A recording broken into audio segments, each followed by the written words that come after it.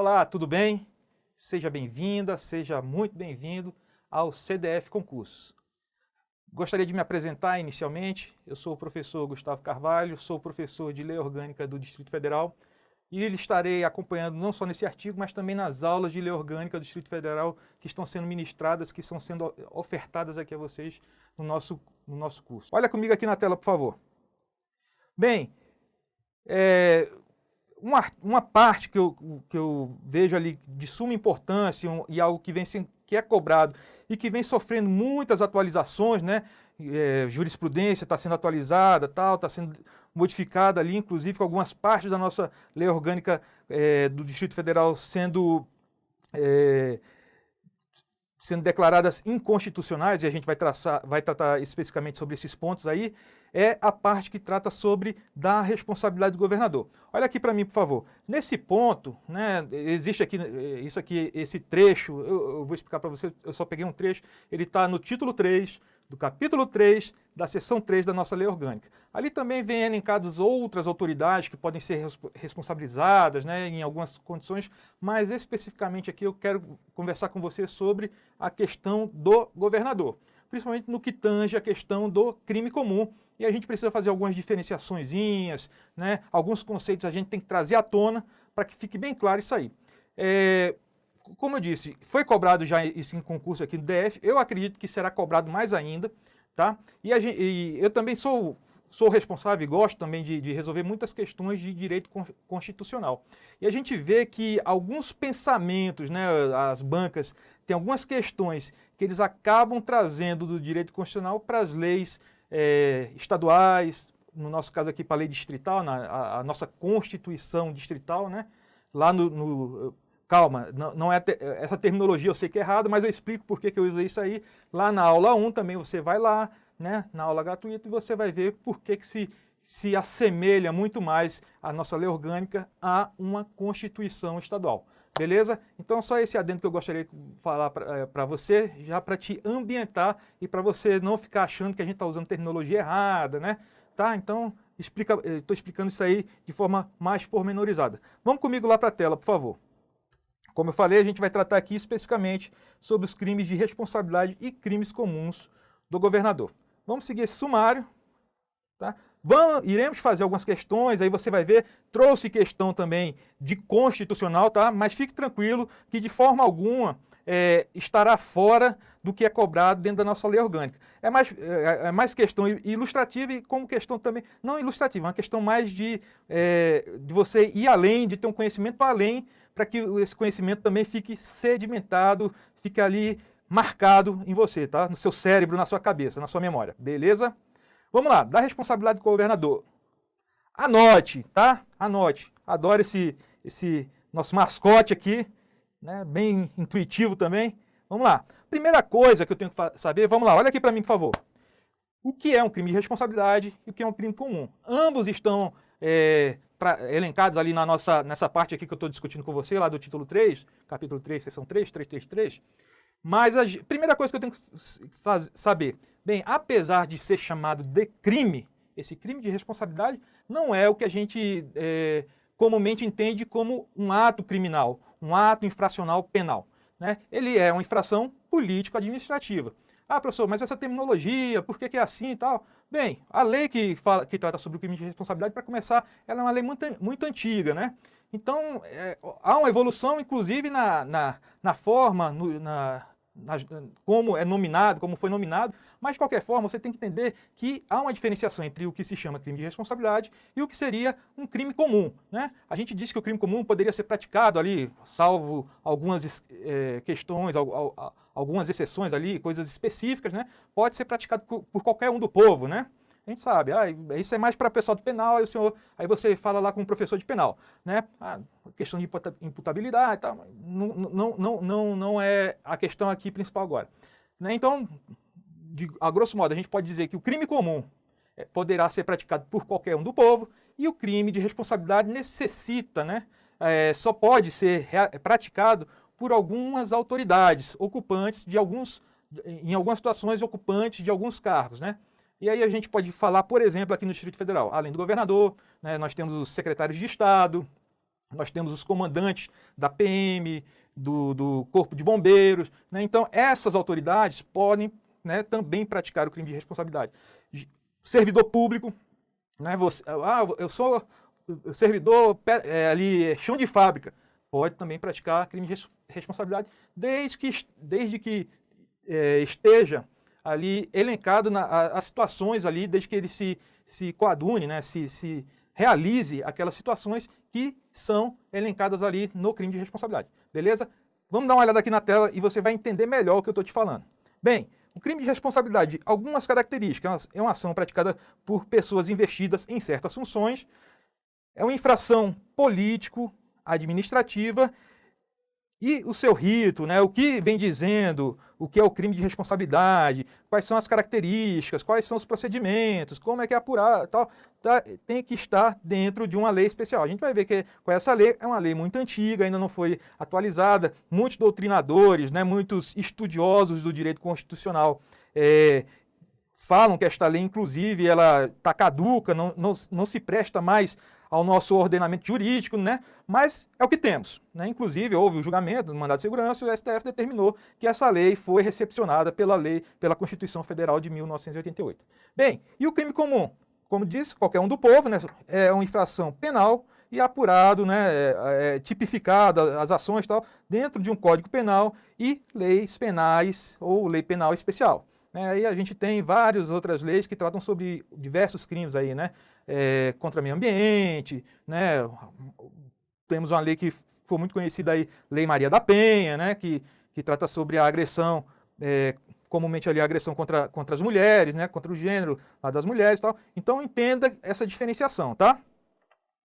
Pois bem, primeiro ponto crucial. Olha aqui para mim, por favor. Dentro, né, a nossa Constituição, a gente passou por um período muito grande ali digamos assim, de um regime militar, né? E quando houve a questão da nossa Constituição de 1989, algumas leis que, né, a gente tem a colisão de normas, direito intertemporal, tal, isso aí você estuda em direito constitucional. Algumas leis anteriores a 1988 não foram recepcionadas porque elas entravam em colisão com a nossa lei maior, e algumas foram recepcionadas, né, e desde que ali não entrassem em colisão com a nossa lei maior, com a nossa Constituição Federal. Logo após a nossa Constituição de 1988, os estados, principalmente ali, começaram a constituir dentro das suas assembleias, né, dentro das suas câmaras, aqui no Distrito Federal, por exemplo, começaram a refazer as suas leis maiores, as suas leis fundamentais dos estados, né? E a gente aí trata na autonomia, auto-organização, auto-administração e tal. Isso aí também está dentro da organização política administrativa do estado. E aí surgiu um pequeno problema. Muitos estados começaram a criar ritos próprios para a questão, quórums diferenciados, né? Alguns até extremamente dificultosos, procedimentos extremamente dificultosos, para que pudesse, por exemplo, ser acolhido, ser recebida uma denúncia, até para receber uma denúncia, mas para que fosse acolhida essa denúncia, por exemplo, de um crime de responsabilidade. Não só de crime de responsabilidade, mas a gente vai ver também de crimes comuns, né? E aí, o STF decidiu da seguinte forma, vamos dar uma olhada aqui na tela, uma súmula vinculante, a súmula vinculante 46, onde o STF determinou da seguinte forma, a definição dos crimes de responsabilidade e o estabelecimento das respectivas normas de processo e julgamento são da competência legislativa privativa da União. A gente tem aquelas competências lá elencadas no artigo 21, tal, de competência privativa, tal, da União, né? Mas o que interessa para a gente saber é que não se pode, a gente vê aquela distribuição de competências também dentro da organização administrativa do Estado, é que os Estados não podem determinar o que é e o que não é crime de responsabilidade, ok? Beleza? A lei que trata sobre o crime de responsabilidade, como eu disse aqui, de 1950, é a Lei 1079. Foi recepcionado, o STF julgou, né, e acolhendo essa determinação aí de que ela foi recepcionada pela Constituição Federal de 1988. É uma lei muito antiga, até as terminologias estão um pouco mais antigas, tal. Muita gente, muitos doutrinadores, aí muitos juristas já clamam por uma nova lei que trate sobre isso, né? Mas até o momento não foi promulgada uma outra lei, uma nova lei. Beleza. Vamos então aqui para a nossa Lei Orgânica do Distrito Federal, especificamente agora, para a parte, né, aquele título, a seção se inicia por esse artigo 101. São crimes de responsabilidade os atos do governador do DF que atentem contra a Constituição Federal, contra esta lei orgânica e especialmente contra. Olha só, olha aqui para mim. Bem, você vai ver que tem uns incisos aqui, eles são praticamente um copia e cola do que tem determinado lá na Lei 1079 de 1950. Tá? Tem uns capítulos aí lá dentro dessa lei, ele vem dizendo, né, o que seria, por exemplo, aqui fala sobre a existência da União, tá? E ali ele vai discorrendo alguns procedimentos e também como se poderia dizer o que seria atentar contra a existência. Né? É algo que é bastante, digamos assim, pouco objetivo, bastante amplo, mas a intenção é exatamente essa, né? Para que não se possibilite que haja ali uma delimitação, né, muito grande, e aí as autoridades possam efetuar algumas ações que vão contra o interesse público, né? Então, assim, é realmente amplo. Você vai ver que você vai ler a lei, não precisa ler a lei, tá? Não na lei dentro da aula de lei orgânica, tá? Nesse artigo, se você quiser, tá, mas dentro da aula de lei orgânica, ela não é cobrada, dentro do assunto matéria lei orgânica, ela não é cobrada nas provas, né? Talvez seja cobrada aí em direito penal, tal, mas aqui especificamente não. Vejamos aqui na tela, por favor. A existência da União e do Distrito Federal, o livre exercício do Poder Executivo e do Legislativo ou de outras autoridades constituídas. Lembrando aqui, né, o DF não tem poder judiciário, mas aí também a gente tem a questão das determinações judiciais, né? A gente vai ver aqui. O exercício dos direitos políticos, individuais e sociais. Por exemplo, você evitar, né, o governador especificamente aí, evitar que alguém vote, né, ele sabe que alguém não vai votar nele numa eleição e tal, e aí ele não permite ou faz com que não possa exercer o seu direito ali, o cidadão e tal. Isso são exemplos, né? A segurança interna do país e do Distrito Federal, a probidade na administração, a lei orçamentária. Isso aí, inclusive, na esfera federal teve a presidente foi empichada, né, por questões disso aí, foi até um termo criado recentemente, né, pedaladas fiscais, e o cumprimento das leis e das decisões judiciais. Beleza? É bem simples, olha aqui para mim, por favor. Especificamente sobre esse artigo, ele é cobrado de forma literal. Tá? Então tem essas 7 situações, você aí vai ter que treinar, mas é bem simples, até muito intuitivo essas questões aqui. Lembrando, né, que lá no CAPT fala sobre as determinações constitucionais e também atentar contra a Constituição Federal e também contra a nossa lei orgânica. Joia? Vamos ver um negócio aqui? Vamos fazer uma questão? Configura crime de responsabilidade do governador do DF atentar contra a Constituição. Nos termos da lei orgânica do DF, não se inclui no rol expresso de atos que configuram crime de responsabilidade atentar contra. Veja bem, olha só, olha aqui para mim, veja bem que essa questão foi muito bem montada. Inclusive ele fala o seguinte, ó, não se inclui no rol expresso, né? Alguma outra situação pode ser, fora o que está escrito ali, pode ser vista como crime de responsabilidade? Se você entender que existem ações que se encaixam naqueles incisos, por assim dizer, e na lei fala-se sobre os capítulos, né? Sim, poderá haver, porque fala sobre probidade. O que é probidade? Atentar contra a probidade administrativa. E aí tem uma série de coisas que podem, né, uma série de ações que podem ser caracterizadas como estar contra, né, atentando contra a probidade administrativa, beleza? Essa questão foi muito bem feita porque ele fala aqui, ó, expressamente, o que está escrito lá? O que está expresso? O que está alinhado ali? Beleza? Vamos comigo para a tela, por favor.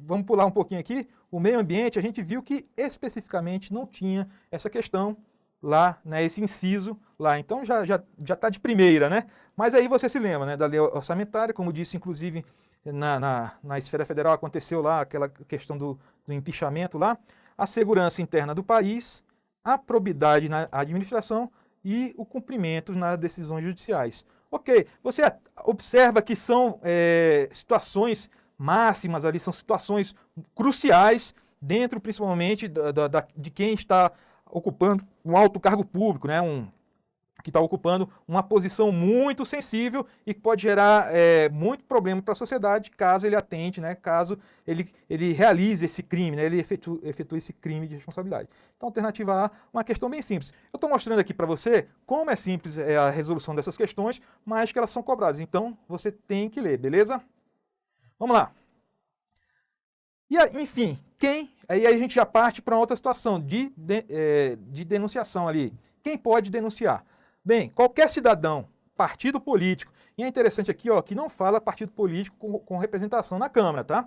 Associação ou entidade sindical, né, os sindicatos ali. Associações, né, nós temos aí alguns requisitos para que uma associação seja constituída e tal, mas como forma de exemplo, a gente pode dizer que uma associação aqui, poderíamos citar a Ordem dos Advogados, né? Aqui, seção DF, então a gente pode citá-la como uma que pode denunciar a Câmara Legislativa, o vice-governador e os secretários de Estado do Distrito Federal por crime de responsabilidade.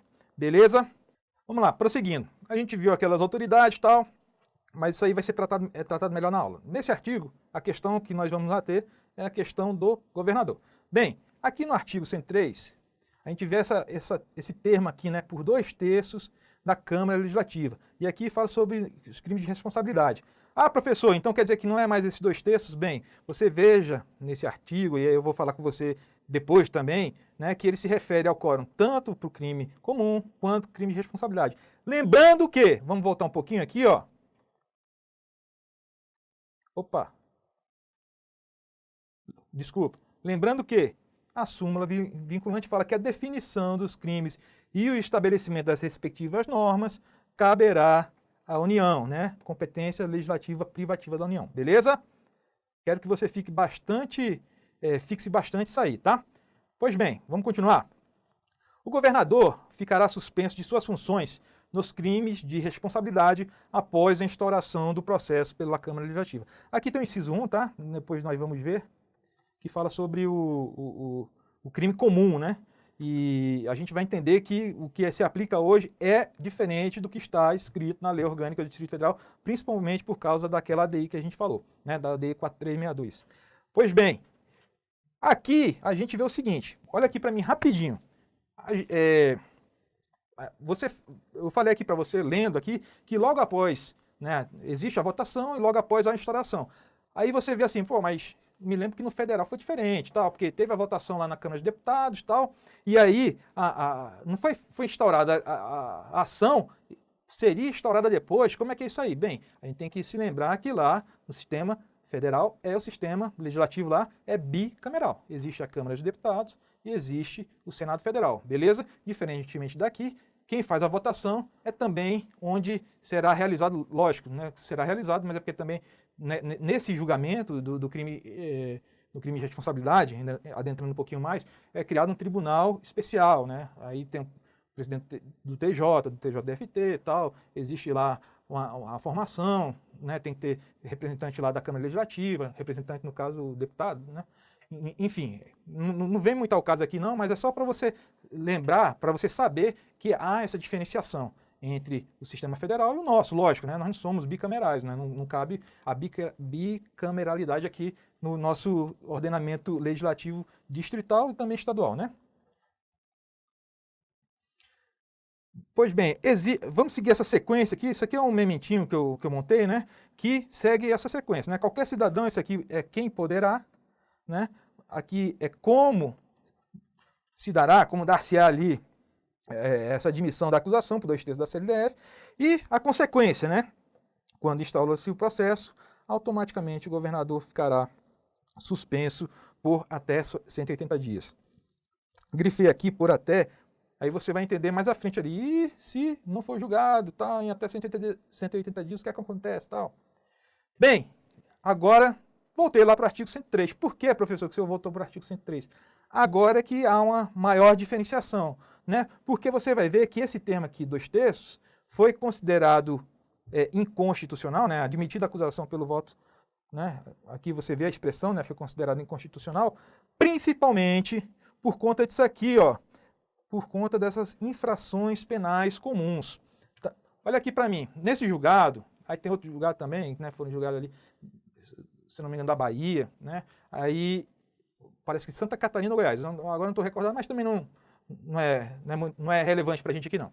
Mas aí dizia o seguinte, que quando esses quórums diferenciados, extremamente dificultosos, principalmente em relação aos crimes de responsabilidade, acabavam dificultando a responsabilização da autoridade, no caso do governador, né? E a gente sabe que os interesses envolvidos, inclusive isso aí foi escrito lá nessa ação, né, no julgado dessa ação, os interesses ali que eram sobrepujados, os interesses que foram colocados à frente, eram interesses não republicanos, né? Havia aquela jogatina política, acabava se fazendo aquela jogatina política, né? Ah, vai ser condenado, não vai ser condenado, aí libera, né, crédito para emenda, não sei o que e tal, enfim.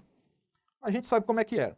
E aí foi feita uma estatística, dentro dessas 53 ações ou acusações, né, por crime comum, apenas uma foi admitida, 17 foram julgadas, foram votadas e não foram acolhidas, não foram acatadas, e outras 35 lavaram-se as mãos, ninguém nem viu, ninguém nem vê, e ficou por isso mesmo. Dessa forma, aí o STF decidiu do seguinte jeito. Olha aqui para mim, por favor, vamos dar uma olhada na tela. Tá, isso aqui era o rito, né, que se esperava, né, mas que está na nossa lei orgânica, tá? Literalmente está isso aqui, né? Apesar de que não, principalmente a questão aqui desse quórum aqui, né, admitido a acusação por ter sido declarado inconstitucional, o que se observa agora é o seguinte, ó, vamos dar uma lida aqui, isso aqui é muito importante, tá? É do Rio Grande do Sul, não era nem Santa Catarina, nem Goiás, Rio Grande do Sul.